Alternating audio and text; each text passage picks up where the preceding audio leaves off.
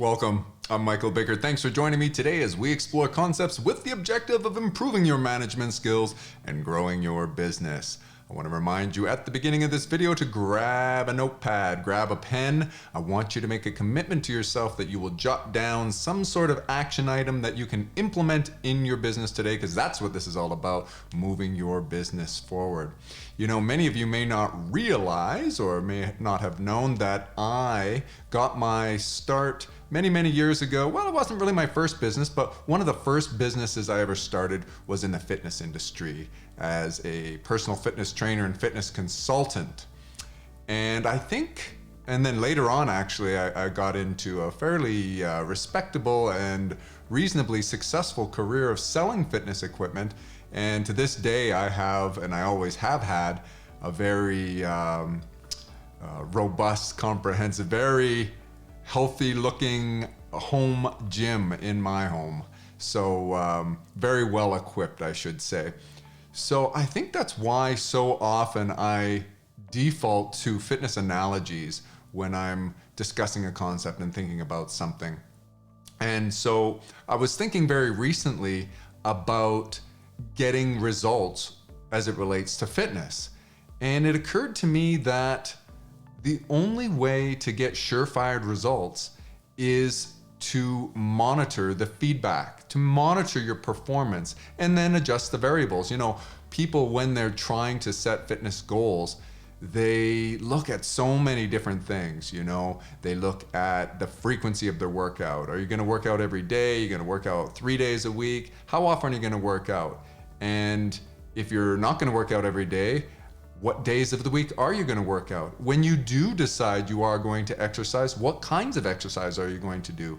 Are you going to do strength training, weight training, or are you going to do some cardio? By the way, there's no real such thing as cardio per se, but that's a discussion for another time. Are you going to do a combination thereof? You know, a little bit of both within the workout, which is very common. Are you going to do some fitness classes of some kind? Those are very popular. And all sorts of different types of decisions to make on how you're going to exercise. And then let's say you've decided you're going to do some sort of strength training with weights. Are you going to use machines? Are you going to do free weights or a combination thereof? Are you going to work out the entire body at once within a workout? Or are you going to split it up, upper body one time and then the next workout, lower body? Or one of the myriad of splits you can do, back and biceps, chest and triceps, and on and on. People will modulate and adjust their number of exercises within a workout, the number of body parts they do, the number of sets they do, the amount of weight that they use, the cadence, you know, how fast you go throughout the repetition, their range of motion, the time under load. There are so many things that people can adjust to try to get the best results. The amount of intensity, you know, high intensity workouts and high intensity interval training are very popular these days, and people are adjusting various things trying to get the best results. And what I'm saying to you is, with no shortage of fitness experience and knowledge, I know for sure that the best way to get results, in fact, if you asked me, let's look at it this way. If you asked me, where should I start, Michael? What should I do? The answer would be, I have no idea. Not yet. I'd need to get to know you a little bit more. I'd need more information, more data. Again, that probably seems obvious, but there are differences between one individual and another. And what I would want to know is, what does the data support? And so if you are looking at, you know, well, how can I get the best results? I wouldn't start recommending any one of those combinations of types of exercises and the volume and the frequency, all that kind of stuff.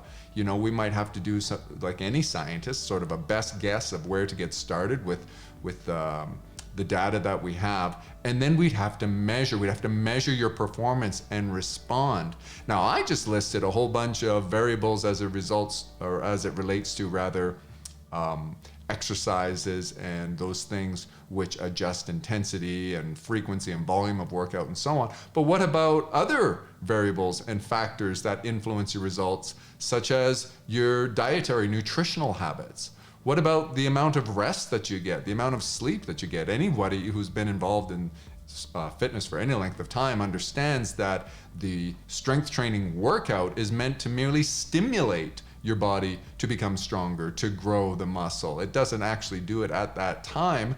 And in fact, your body needs to replenish. It needs to recover through rest and through proper nutrients. And although we would say that protein is maybe the most important nutrient for rebuilding muscle tissue, we also know that, well, what if your water was off and you were dehydrated? Would your performance suffer? Most likely. Should you train in a fasted or fed state? These are more questions, and people are experimenting with these things. What about if you had minerals? Do you need to supplement your minerals? What if you were low sodium, or you had excessive magnesium or potassium in your diet during the workout? Would that affect things? And these are great questions. There's so many variables.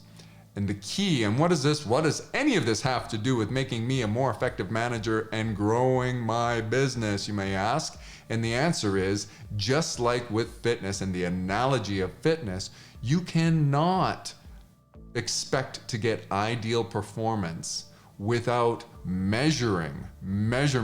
The data will support where to go. So think about, when I go back way to the early days when I started personal training and I had my clients, I made each of them have journals. They had a little they also kept a nutritional log, but that's not what I was gonna say. They kept a workout journal. And this is not uncommon. People will record, and these days you have an app on your smartphone, and sometimes you can be involved in equipment that has automatic feedback that talks to your phone and communicates and logs this stuff. And there's things like Fitbit and all sorts of technologies meant to give you this feedback. The key is you start to collect data and you see. So what we're trying to do in the fitness analogy, and stay with me on the fitness analogy for a moment here, is we're trying to see whether your performance improves. So if your goal was to become stronger as an example, then as a result of your workout, then you would measure and you would see, am I getting stronger? And how you might measure that is, can you lift heavier weights, or with the same weight, can you do more repetitions, or can you extend the time under load that you're doing with a particular weight? But you would measure your performance and you would see, how's my performance doing? Now the trick becomes, and why so many people struggle getting good results in fitness and in sort of a healthy lifestyle, is there's so many variables. And you might say, hey, things are going well, and then you're not sure why they're going well. So, to the degree that things are going in the right direction, you're on the right trajectory, you might say, I'm not gonna change much. It's not broke. I'm not gonna fix it. I would say that, well, how do we know you're getting your optimum results? So what you might do is you might take one thing at a time. Again, a hypothesis. Like a scientist, you would take some variable and say, I think I feel better maybe when I'm doing this. It seems to me that I get better results when I do this. And of course, data is this thing where the more of it that you have, the greater sample size, the greater length of time that you've collected the data, the more useful it becomes. So you may have been able to look back at your workout journal, your nutritional logs or whatever, and you might say to yourself, I feel best on these particular days, and I've noticed that I've had really good sleep and whatever. So what I'm going to try to do is I'm going to adjust this one thing and see what happens. But because there's so many variables in life, it's very tricky. And that's, I guess, maybe the extent of where I'll leave the fitness analogy for now as we go over to business. In your business, you saw where I was going with this. What are you journaling? What are you recording? How could you possibly know whether you were getting good results or not? If we go back to fitness, I tell you this, if we had some killer technology, some killer app, some awesome technology that gave us exact feedback, like it said, you got the exact amount of sleep you needed last night, and you worked out exactly, maybe a red light went on or the machine stopped working or something as soon as you hit your maximum intensity, and you had that feedback, you would have excellent results. You'd have the optimum results. And when we're leaving it to chance and we don't have, like, let's go to the other extreme, you aren't recording anything, you're not journaling anything, you're just going by a feel, then one day you have a great workout, and another day you don't have a good workout, and you sort of plateau. Over time, you're noticing you're not getting the gains, you're not getting the improvements in your health and your fitness and your strength that you might want, and you wouldn't have any clue of where to go and what to adjust. I said, well, what about your variables? Like any scientist, you might have a hypothesis and introduce one change in your variables and see how it affects your results. Well, if you're not recording anything, you wouldn't know where to start. It's the same with business. You need to have a report card. You need to have some sort of document, some place that you can centrally go and measure performance. And your performance measurement has nothing to do with your efforts and has nothing to do, well, I said that wrong. Of course, your efforts make a difference. They should make a difference. What I mean to say is, when we're measuring performance, that is not the same as measuring all the different variables and what has changed. That's something different. So there's one central location where it is telling you whether you're performing, and it's telling you the trajectory that you're on. Are you getting better? Are you getting worse? Are you staying the same? And technically, you never stay the same. You're either getting better or you're getting worse. You're either improving your business or you're getting worse. But depending on the sample size and how frequently you measure this and analyze it, it may appear that you're flat and you're not really improving. Anyway, the key is you have to have one central location that you can go and you can look at this thing. And then, just as I said with fitness, where there are so many ways you could measure performance, like your time under load or your strength as it relates to a particular weight, or the amount of duration of exercise that you could endure, that kind of thing. There are many ways that you can measure performance. So we'll, for now, just set that aside, and you're going to decide in your business how you're going to measure your performance. It may be your overall sales, your net profitability, your expenses, these types of things, your performance within your marketing, like your social media performance and engagement. All in all, there's so many, on and on, there's so many different ways that you can measure this. But you're looking at it and you have a score. And is your score improving or not? And the degree to which we can rely on that report card and that feedback mechanism being accurate will greatly affect how much you're able to adjust, or how effectively you're able to adjust and continue to get more and more performance, better and better results. So as I said with fitness, it's nearly impossible to realize your fullest potential and get your best results. In fact, it is impossible to realize your fullest potential and get your best results without recording things and tweaking. So why don't people do that? Well, it may be that their fitness results and their fitness goals aren't that important to them. It may be that the effort necessary to track everything is too difficult and they're satisfied. They feel good at the gym, they feel good afterward, and they're getting what they want out of it. And that's fine. There's nothing wrong with that. Of course, if you were a professional athlete and optimum results are what you're striving for, and many amateur athletes want the same thing, you need to start tracking. And I'm telling you 100%, you cannot achieve your optimum results without tracking things. The same is true in business. And why? I can't believe, for goodness sakes, how many businesses, why are you not tracking everything you possibly could? And the answer is probably the same. It's that, well, maybe you feel that you're doing well enough. And that's okay. If you've decided that your business is on the right track and you're doing things, you're shooting from the hip, you're kind of going blindly at it, but you're getting results in spite of not measuring things, then you are probably you're analogous to having that fantastic genetics, is what I'm trying to say. So in fitness, some people are just so athletically inclined, they have such great genetics that almost anything they do produces results. And these people, they succeed in spite of themselves. Now they do not achieve their optimum without tracking things. And those people who have these phenomenal genetics, who do become professionals or become very serious about their fitness goals, they do start tracking things, and they do find, ooh, this really works if I change this or the other thing, and so on. You may be like that in business, where you just are an unconscious competent. You're so good at business. You just got a knack for it, that you're doing a lot of things really, really well, and business is growing for you. It's intuitive.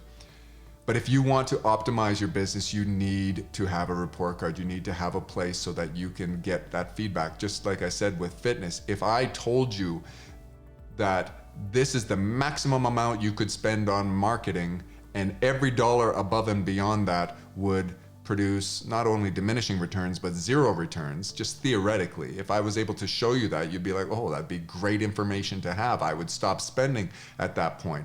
Actually, I'd want to know where the diminishing returns kick in so I can measure return on my investment.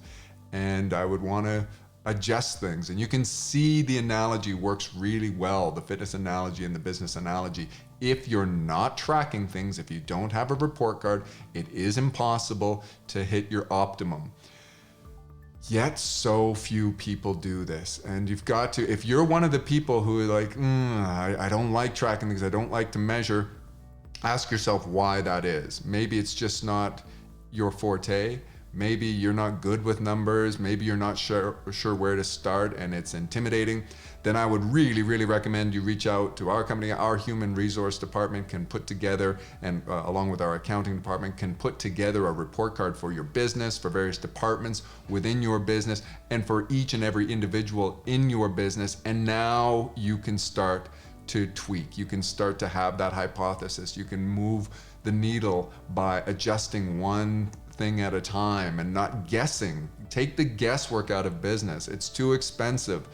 And you know, what we talk about in fitness, sometimes people who are, even if they're genetically inclined, gifted, and they're really athletically inclined, they still get injured because they did something with a little bit of ignorance. They didn't know, ooh, this was, you know, pushing beyond what I naturally should have been able to do or whatever. And they end up, because of that ignorance, that lack of knowledge, that lack of tracking, they end up injured. And you've heard this a lot. You know somebody who's, you know, really athletically inclined, and you see them one day, they've got a broken arm, they've got a broken leg, they're going in for knee surgery. They say, oh, my knees after all these years have given out, or whatever.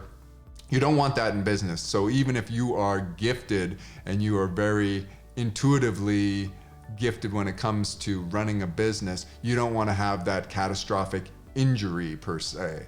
And so give some consideration to the value of measuring things. And if it's not what you like to do, and you accept what I'm saying, that this is something that you should do, then hire us to do this for you. And it's things that you can look at, and we can guide you through that. And you can join our VIPs group, and with other peers of yours who are not competitive with you, but they are similarly minded and they have goals like you do to grow their business. You can discuss best practices, and you can look at a report card and consider what things, where are your efforts best placed in order to make the biggest gains. Losing your very best person, part of your team, or suffering some sort of financial devastating loss, or going out of business, these are analogous in business to the big injuries that occur to people in fitness, and you want to avoid all of that. I'm trying to find any angle I can to convince you of the merits of measuring the things. And you don't have to get us to do it for you, but you need to do this. You need to start measuring and looking at things. Why wouldn't you want to do the best that you can? You have people relying on you. There's other stakeholders in your business, and everybody wants the business to do well. I hope I've convinced you by this point. It starts with recording things, measuring the data, and then looking at the variables. Once you see you're going in the right direction or the wrong direction, you can start to ask yourself why, and all the strategies come from there. All of the innovation, all of the improvement you're going to make is going to start by compiling measurements and data somewhere. You'll start to learn of all the different areas that you're not measuring in that you wish to, and you can start adding those. And you don't have to look at every little measurement every single time. You will weight these things, and we've got entire videos dedicated to how the report card goes together and produces a score and simplifies it for you. So, spend some time looking at that. I think that's where I want to leave it today. I wanted to give you an analogy to convince you of the importance of this. And I keep coming back to this because the degree to which your business will be successful will in no small measure depend on how much data you're accumulating and how accurately you are compiling this stuff and analyzing it, and how you respond and what your strategies are to what the data is telling you. So that's where I want to leave it today. I'm curious if you got anything out of this. Do you agree with me? Was this analogy helpful? How do you look at data, and what data is the most important for you to collect? Give us some comments and push back on this if you disagree. If you really like what I had to say and you've experienced some sort of major improvement in your performance due to starting to measure the data, then let us know. And we're all going to learn from your comments, and we need to learn from one another. Perpetual refinement.